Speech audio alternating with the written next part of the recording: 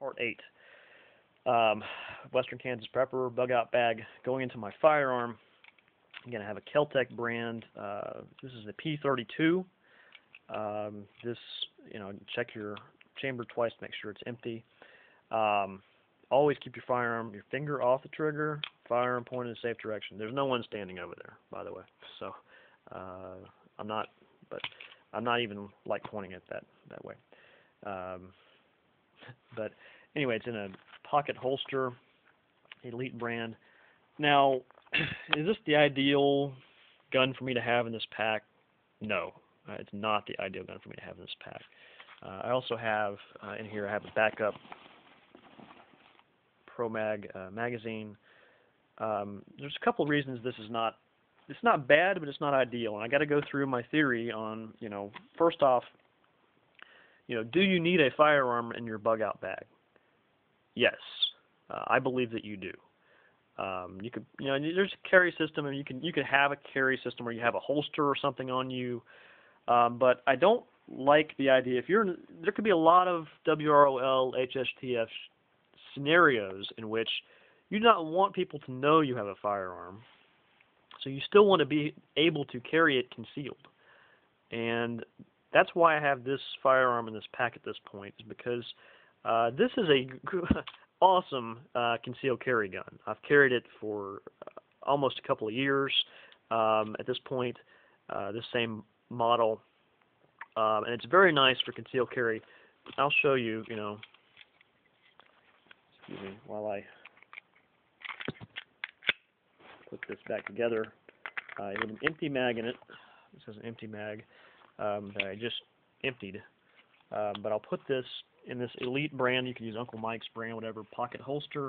If you want to use another carry method, that's fine. But you can see how small this gun is. I mean, I can cover it up with my hand there. I don't have big hands, really. But, I can cover that gun up pretty easy.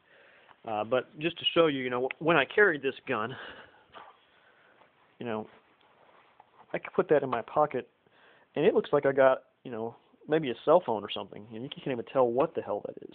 It is a very, and the great thing about these pocket holsters, I can pull it out, and I'm ready to go, because that pocket holster will catch on your pocket, and it will come out. The holster won't come out, but your firearm will. Practice with it. Be able to use it. But that's why I have this brand in here, and why I have this gun. Now, the reason I said it's not ideal, and that's all I got in this section of the pouch, by the way. I'll go into the other section over here. I have one box, 50 rounds of ammunition. Now, I don't know what kind of situation you're going to be in, but if shit hits the fan, WROL, hopefully you can get to some more ammunition. But that's why I said this is not the ideal firearm. Now, what is ideal to me would be the same gun, Kel-Tec, but the PF9. The PF9 is 9mm, and why that's important to me. One is more stopping power, of course, but number two, it's still a small gun that you can conceal. That Kel-Tec PF9 is. I just don't own one at this point. I probably will, and I'll probably replace this. I'll probably continue to use this as a carry weapon, and I'll probably replace I'll put the PF9 in this pack when I get one. But this ammunition, 32 automatic, it's better than 22. It's good to have. These are hollow points, of course. Good to have hollow points. Not that you absolutely need them. Like I said, I don't know if you shoot somebody, they're not going to go, hey man, why aren't you using the hollow points to shoot me? They're probably going to be, having enough problems without worrying about why didn't you shoot me with a hollow point. But, I have them, so why not put them in instead of regular ammo? Because you're probably going to use these, for defensive purposes. So you want probably hollow points. But, these 32 cartridge is just not a common cartridge in the United States. I have trouble sometimes when I go to the range or whatever. They'll be at it. They won't have 32 automatic ammunition. So you need to have a well-used caliber in case. Again, you can only put so much ammo in your pack, and it's heavy. Ammo is heavy, Even this is 32. It's not that heavy because it's 32. If I had a box of 9mm here, it's heavier. Box of 40 or 45 is going to be real heavy, to put in your pack. Especially if you want 2 boxes of it. You've significantly increased the weight of your pack by putting 2 boxes of 45 auto cartridges in there. 9mm though is a very common round. You want one of the common rounds. If you want to put a 45 in there, that's fine because that's a common round. I wouldn't even use 40 Smith & Wesson because that is not a extremely common round. 40 is more common than this 32, but 22 is common, but I just don't think it gives you enough defensive power in a survival situation or SHTF scenario. You want to be able to stop somebody. And 22, I've had plenty of people I've seen shot with 22s that were just fine afterwards, or even kept attacking someone. So 22 to me is too light.